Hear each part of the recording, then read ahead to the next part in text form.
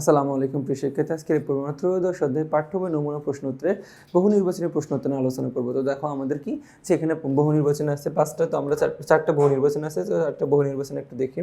আচ্ছা, বলতেছে যে প্রথমটা দেখো যে স্বামী স্ত্রী সংখ্যার ভিত্তিতে পরিবার কত ধরনের, বলতেছে ধরন কত।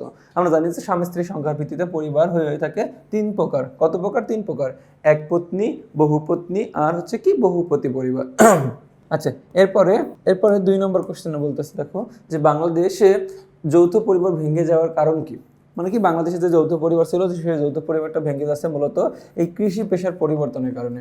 কি দেখো, আগে গ্রামে সকলে একসাথে বসবাস করতো, তারপরে কি তাদের কি ওই পরিবারের মধ্যে সকল কিছু উৎপাদন হতো, মানে কি কৃষি পেশার পরিবেশ পরিবর্তনের জন্য এমনটা ভেঙে গেছে। এরপরে 2 নম্বর শিল্পায়ন ও নগরায়নের কারণে। এখন দেখো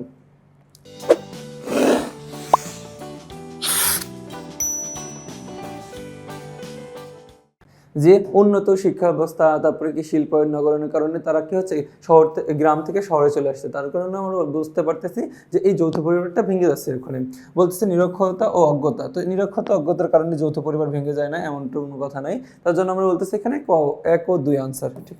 আচ্ছা, এরপরে পরবর্তী একটা উদ্দীপক আছে, উদ্দীপকটি পরে 3 এবং 4 নম্বর প্রশ্নের উত্তর দিতে বলতেছে। দেখো যে রোকসানা ও রহিমদের পরিবারে 5 জন সদস্য। রোকসানার স্বামী রহিমই পরিবারের সকল কাজে সিদ্ধান্ত গ্রহণ করে। দেখো ইদুংপ্রু এবং মংপ্রু স্বামী স্ত্রী, তাদের পরিবারেও 5 জন সদস্য। ইদুংপ্রু তার মা কি যে মা থেকে সম্পত্তি পেয়েছে, তাদের পরিবারের সকল সম্পত্তি তাদের মৃত্যুর পর কন্যারা পাবে।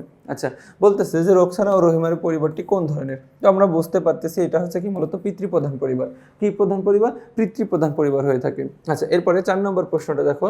4 নম্বরটা বলতেছে যে রহিম ও রোকসানার পরিবারের সাথে ইদংপ্রু ও মংপুর পরিবারের বৈশিষ্ট্যগত দিকটি কোন দিকে নির্দেশ করে। আচ্ছা, বৈশিষ্ট্য কোন দিকটি নির্দেশ করে? তো এখানে বৈশিষ্ট্য শুধু একটাই, দেখো সেটা হচ্ছে কি পরিবারের আকারগত। কি আকারগত একটা বৈশিষ্ট্য আছে।